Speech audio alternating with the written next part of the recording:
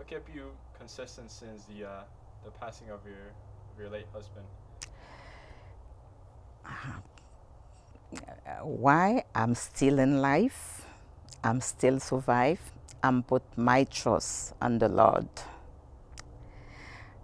Even Richard, before Richard come to my stomach, I get the dream. I get the dream I'm pregnant. I have to pregnant Richard. But this is same day I get the dream, same day I get pregnant Richard. That's why when my husband passed, I'm pray the Lord. I say, Lord, I'm by myself. My husband not here to support me and Richard. I want you to take over because before Richard come into my stomach, you let me know Richard come. That my husband not there, you have to take your full responsibility with me and Richard. That's why I'm believing God. I'm still survive. I'm still living. Right? What is consistency to you? Like when you train a lot to do something that you really want to do, or you do that thing more to be expert at it.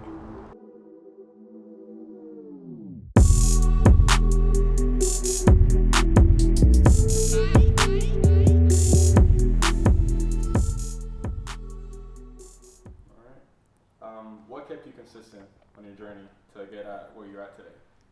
What kept me consistent, I think, just having that goal in my mind, like just knowing I ain't never want to be just regular broke or, we all got dreams and, when I put my dream in the front of my head, that's all I'm thinking about. I was in college, but I was really there to play football. To me, I was really there to achieve one goal. And one of those goals was getting the piece of paper, getting that degree, but the goal was get to the league, do what you got to do, sacrifice. All right. So, you talk a little bit about your growing up, how that was, neighborhood and everything. Well, growing up, I grew up in North Miami. We moved to North Miami. We was living in Little Haiti. That's where I was born. But growing up was kind of rough, man. I could actually say that I was at risk youth.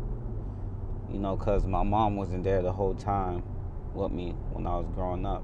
My mom wasn't there for like 7 to 8 years, and that took a big toll on me because, I was angry, man. I was mad.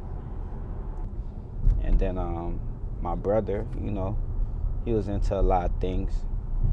You feel me? On the block, on the street, he used to, he was doing his thing back then. He was active. So I used to look up to that. So, I thought that's how things was supposed to be. I thought, man, if you want to be cool, you want to be somebody, you feel me? You got to be out here. You got to be in a gang. You got to be doing this. You got to be doing that. You feel me? Like, I used to want to try to emulate that so much.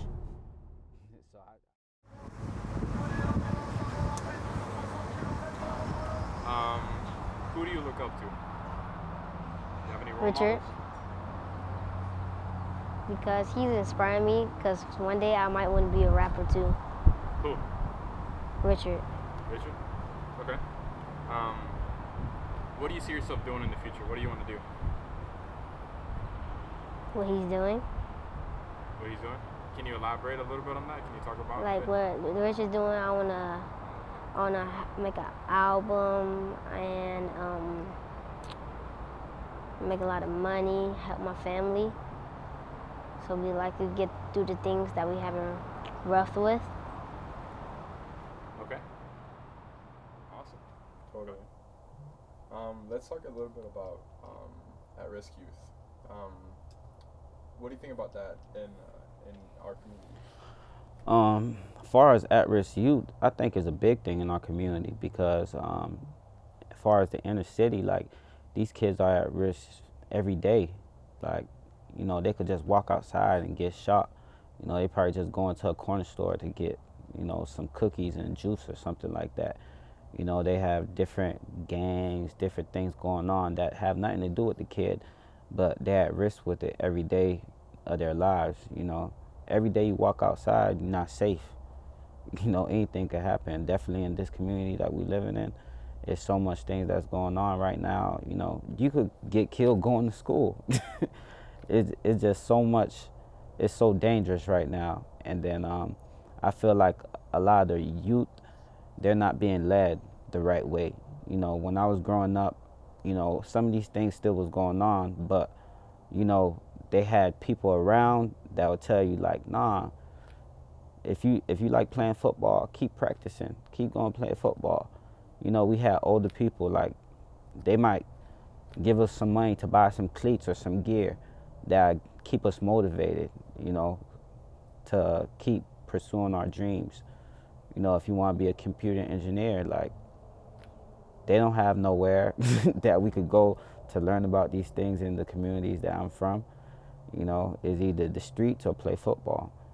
And that's why I feel like at-risk youth is a big thing, because not every community is like that. Some communities have resources for the kids that's growing up within it to set them up for the future and what's to come.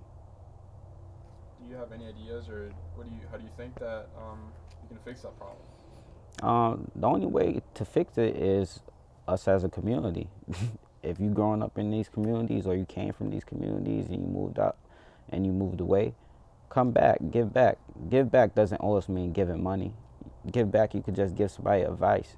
You feel me? You could extend them to resources that they never knew about. You could open their minds to different things, you know.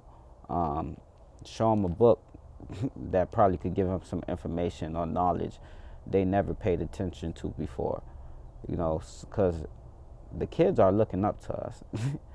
So depending on what you say and what you do, that will inspire a kid. And if I'm going to inspire the kid, I want to inspire him the right way. Like, I might not be the biggest next artist, you know, or I might not be like $1 million, $1 billion artist like Jay-Z or something, but if I can inspire the next kid coming up to do so, then I feel like I've done my job as being an artist and as what I tried to accomplish as far as me as Rich Double. It's dope. It's good. Yeah.